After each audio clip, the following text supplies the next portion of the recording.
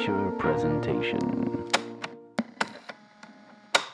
Welcome back to another Untitled movie review. I am one of your hosts, Matt Rohrbeck. Alongside, he's allergic to tomatoes, but he is tomato meter approved, Eric Merced. Rohrbeck, where art thou, Rohrbeck? I like it. Today we are. I wish. Today we are reviewing Karen Maine's Rosaline, starring Kaitlyn Dever, Isabela Merced, Kyle Allen, Bradley Whitford, Minnie Driver, Shooter McGavin, and more. Christopher McDonald, Sean Teal. Yeah, and more. Yeah.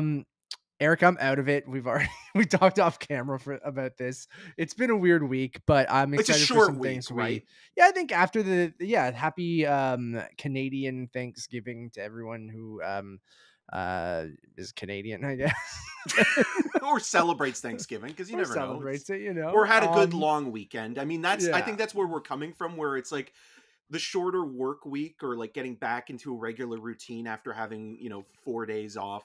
It kind of throws you for a loop a little bit. So I was like, you either have a loopy energy or no energy, or a mix of both. Not you exactly, but I mean just in general. But I got that half loopy, half I'm out of it energy, so this should be fun. Well, you're wearing the hoodie and the kind of funny hat, so I consider you kind of like both, ready to go, but also just ready to relax. Just chill, bro. Just chill, bro. Which is just to talk about a nice chill movie like Rosaline. Yes, but before we do that, I wanted to quickly mention, Matt, you found out that your grandmother, your late grandmother, had a connection to the movies. Oh yeah, we'll talk about that on the main show, I think. But yeah, if we're getting into we're talking about Karen Maine, aren't we? The director of Rosaline. We are, yeah. And then my great grandmother, so my Oma's mother, we were going through some this is nothing. Anyone who tuned in for this review is going to be like, who's this guy? Why is he talking about this? But most of our listeners probably do care. I'll talk about it on the main show, but she worked as like a film gluer, which I looked up was like someone who helped put together film prints, whether it was for editing movies or whether it was at a cinema and like putting together the prints. I'm not absolutely sure, but it was like a cool like mind-blowing kind of connection, right? Because I always got my love for movies and things from partly my uncle Mark, which would be on my mom's side, which is that German side, because he's a cinematographer. I've talked about him before, and when I was younger, he got me into video games and movies and stuff like that. But just a cool connection that I never knew existed until this Thanksgiving weekend when we were going through some of my Oma's like documents and things like that. So kind of cool. But that was my Thanksgiving revelation. I also watched this movie that weekend too, so I guess bring it back to that. How was your Thanksgiving, Eric? Happy belated birthday. Thank you. You got the gift of a Hulu and Disney Plus streaming title. Well, I mean, what better way to celebrate 34 than to watch a movie that's actually quite enchanting and an easy watch and enjoyable, and also a movie that will hopefully find the audience that it is really kind of targeting, which I think is that coming of age kind of group that probably is in high school right now, and I think that's who will speak to more so than two white dudes that are kind of more in their quote unquote mid-30s. Cynical and jaded, but it is a very lovely little movie, and like just thinking about like how incredible an actor Kaitlyn Dever is, and thinking about her work in films like Short Term 12 and Detroit, and even more recently in other films, but like you just are just really impressed when an actor can carry a movie on their own, and it's not just an ensemble piece, and I think that she does perfectly here. And like it's one of those movies where it's like, okay, well, after this hopefully she'll get more leading roles instead of being a part of just an ensemble cast. And like even something like Dear Evan Hansen, which is a terrible movie, but she brings more She's the you know, least terrible element of it. well, emotional depth Yeah.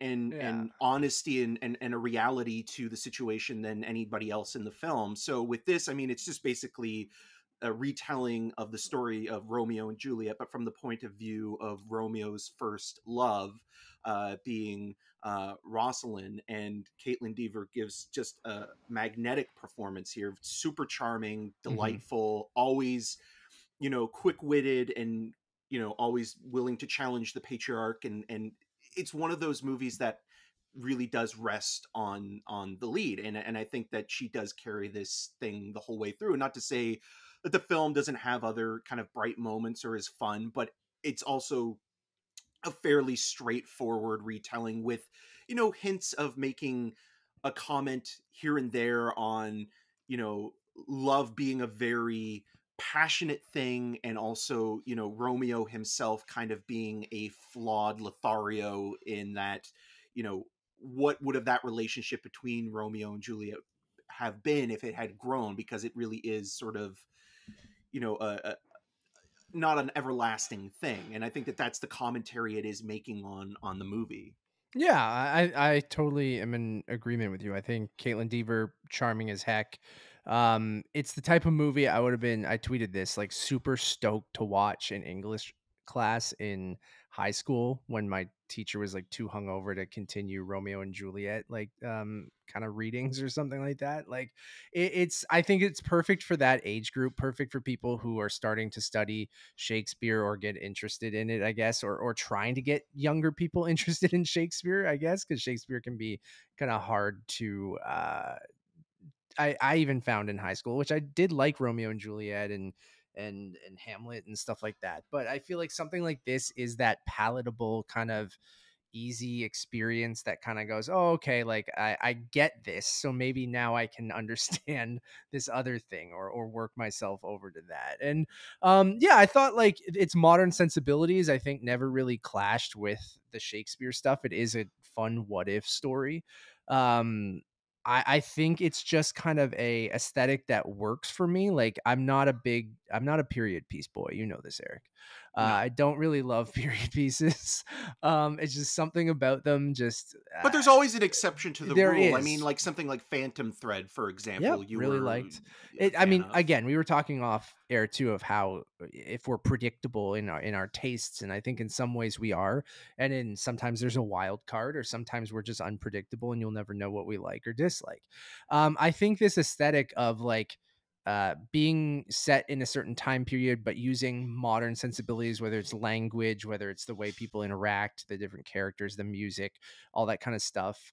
I think especially with young people makes that kind of, and learning about certain eras and different stories, like, easier. And that's not talking down to anyone, because I'm, even as a 34-year-old man, like, it makes it more palatable to me sometimes too.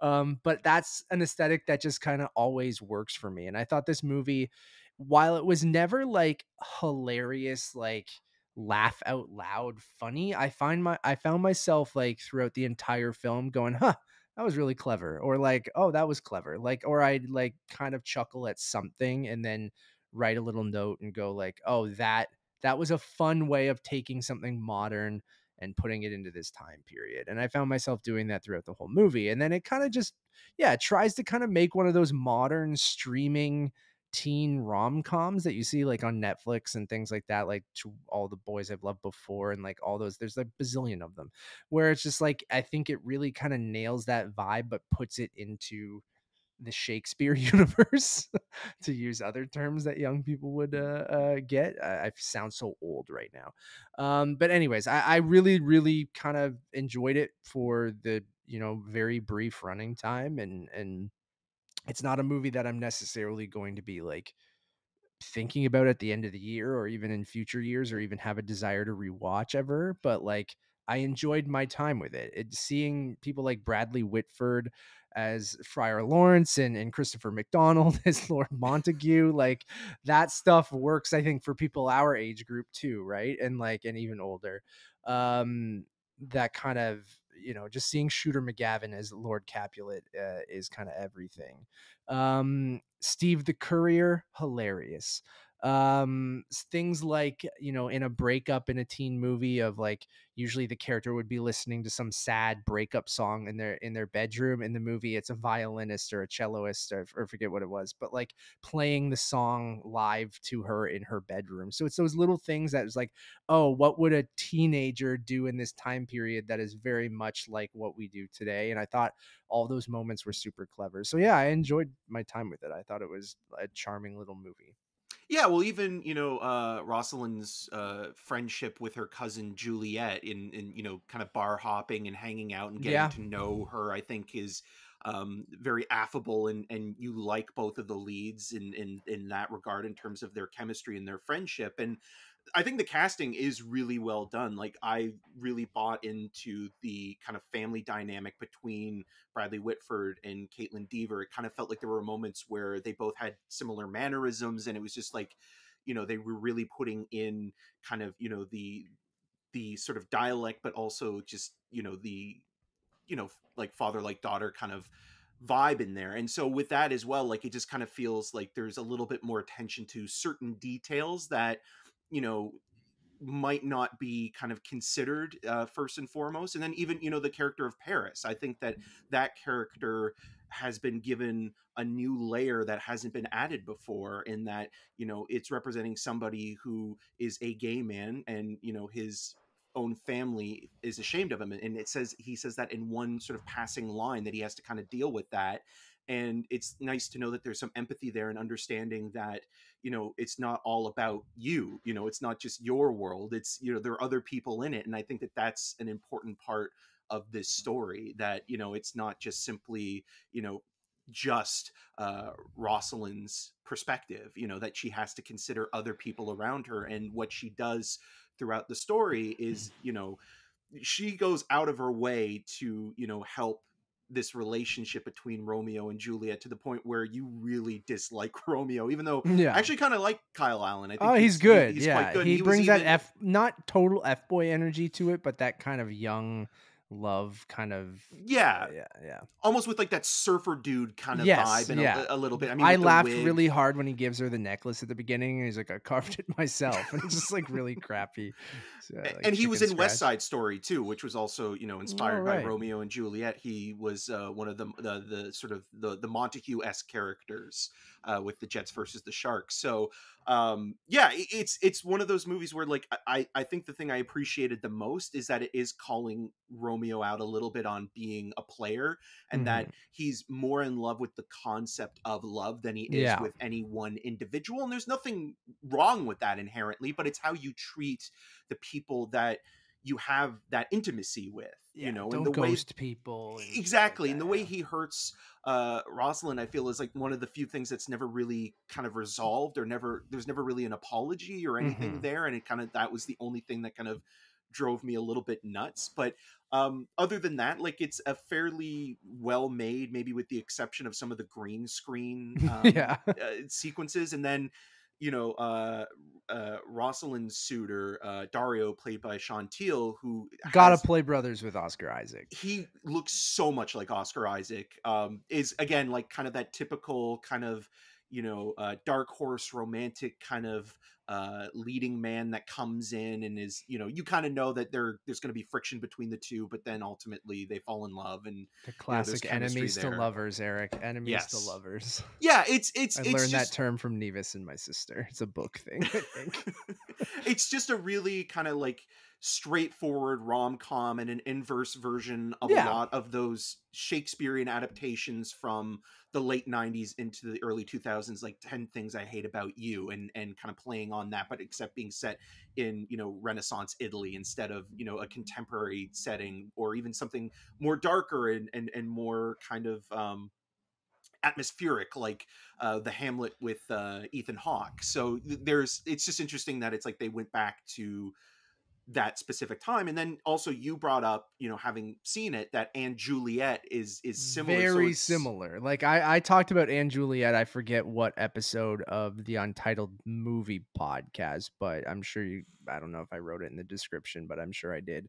But I talked about seeing that musical, which I think is very interesting. It's got that, like, what do they call it when two movies in the same year are coming out, like twin movies or something like that? I forget what the actual term is, but like, But I know what you mean, like Armageddon and Deep and yeah, Impact, and exactly, yeah, Volcano and Dante's Peak, and Dante's Peak, yeah, stuff like that. So it's interesting with this movie coming out, with And Juliet had its previews in Toronto, and it's opening on Broadway, I think, like this month, and like or at the beginning of November at least. But very similar, although very different. Obviously, And Juliet is from Juliet's perspective, and it is more so a sequel. I keep looking up here thinking my camera's up here because I didn't use my I thought normal there was camera something today. like falling. No, or- I just keep looking at this thinking it's my camera, but it's down here.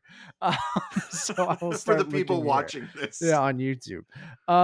It's very different because And Juliet takes place after Romeo and Juliet. Juliet wakes up, and it's about her kind of moving on and learning stuff about Romeo. Romeo being a F-boy, kind of Romeo being a player is all kind of touched on. It uses modern language. It kind of tries to represent a feminist perspective from a modern sensibilities, like I'm talking about, which this movie does as well.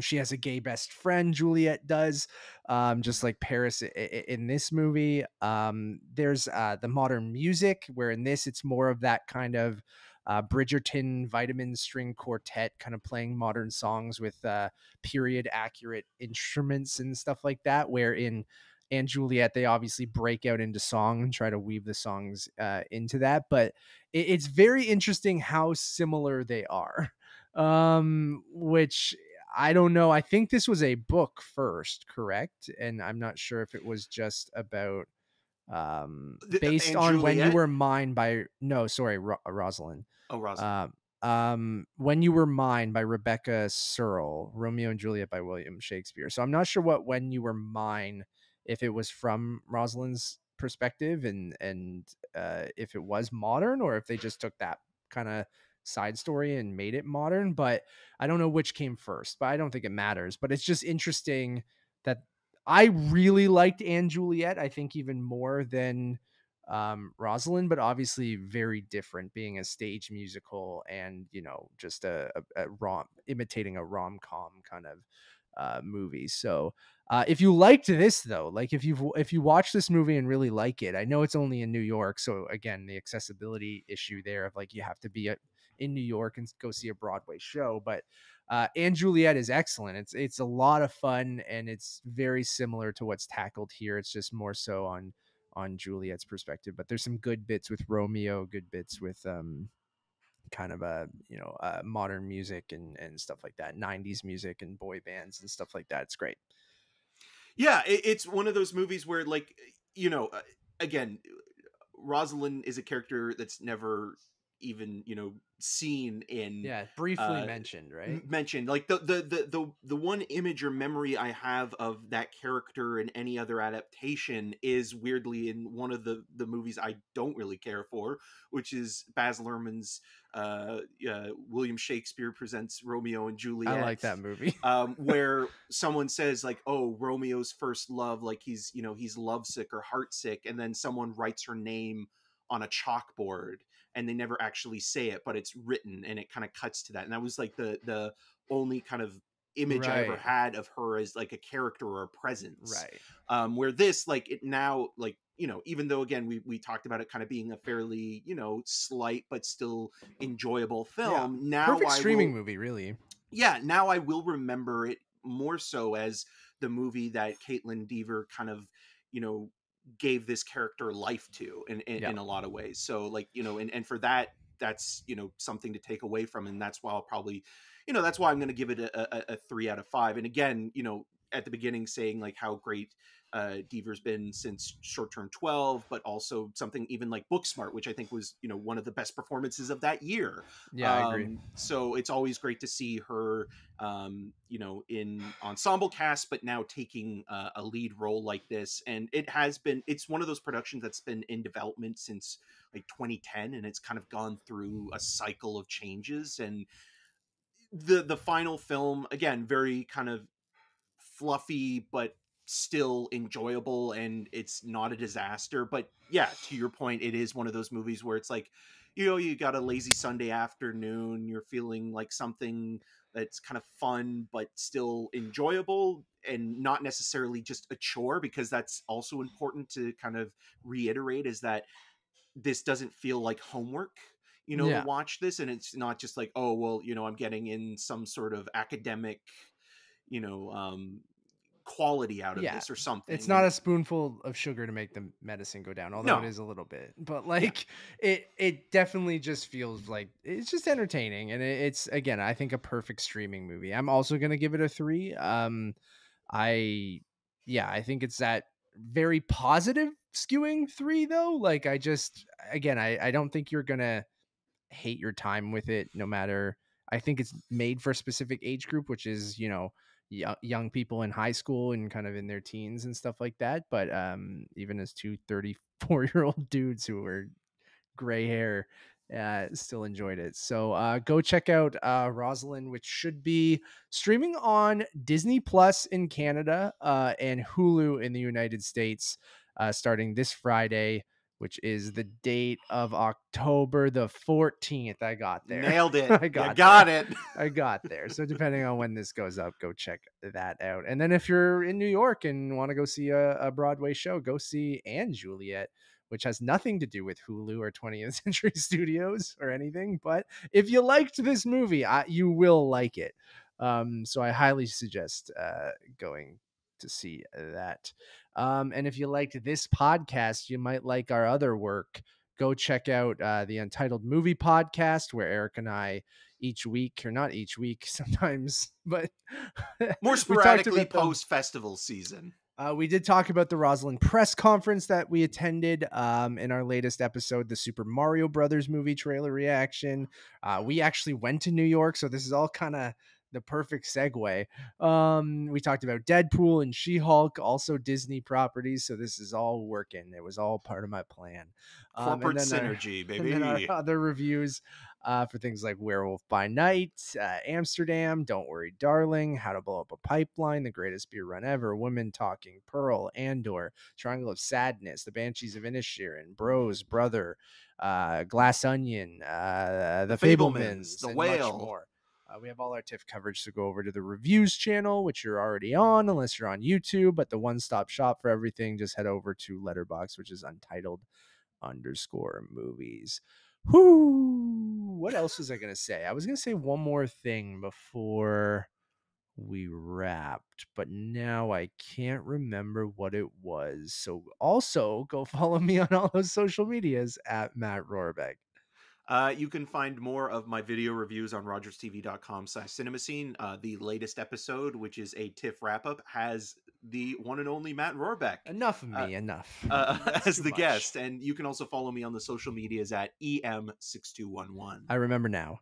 It's more Christopher McDonald in things, and I'm very excited to see him in Secret Invasion. It is the comeback of Christopher McDonald. I don't know if he ever went anywhere, but it felt like he did. He's and always now been I'm around. seeing, I know he has, but you know what? Seeing him in something like this, and then him coming up in an MCU thing, like, just, I know they're both Disney things, so again, I think he's in Hacks as well with Gene Smart. Ooh, I've heard Hacks is excellent. I do want to watch Hacks. I'm looking through. This is now, we were about to wrap, but now This I is need to going on the Christopher McDonald show.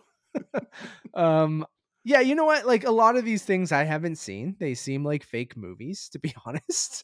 So I don't know what the last thing I saw him in was. Like, let's go through. Walking with Herb, Land of Dreams, We Can Be Heroes, Backtrace, Deep Murder. You get my point of these sound like fake movies now, right? Wetlands, Once Upon a Time in Venice, The Crash, Exposed, Zipper, The Squeeze. Don't worry, baby. Zipper's with Patrick Wilson, isn't it? I think it's actually a Darren Aronofsky produced movie. He's not listed here, but maybe. But it's like right. Protozoa, his company. Probably. So anyways, that's going back to 2014, and I'm still going, and I need to go because I don't know what any of these movies are. I'm trying to go. This is now, while we're wrapping, Black Widow. That's not the Black Widow that I'm thinking of. That's a different Black Widow. Wow, we're Fanboys. Okay. Fanboys would have been the last thing that I in 2009. TV side of things, if you guys left already, that's fine. You're not even listening to this. But now I need to go into Christopher McDonald's filmography. So Secret Invasion. Oh, he was in Impeachment, American Crime Story as Robert S. Bennett. And he was in Hacks for 3 episodes, Eric. You're right. He was in Search Party, which is, I heard it was good. So he kind of has done some good TV. Rob Riggle's Ski Master Academy. I have no idea what that is, but all right. Ballers. He was in 13 episodes of Ballers and The Good Wife. I know people like that too. All right. He's done some good TV. Shout out to Christopher McDonald and shout out to Kaitlyn Dever and shout out to Rosaline. Eric, until next time. Shooter McGavin, baby. Shooter. I'm going to get that jacket.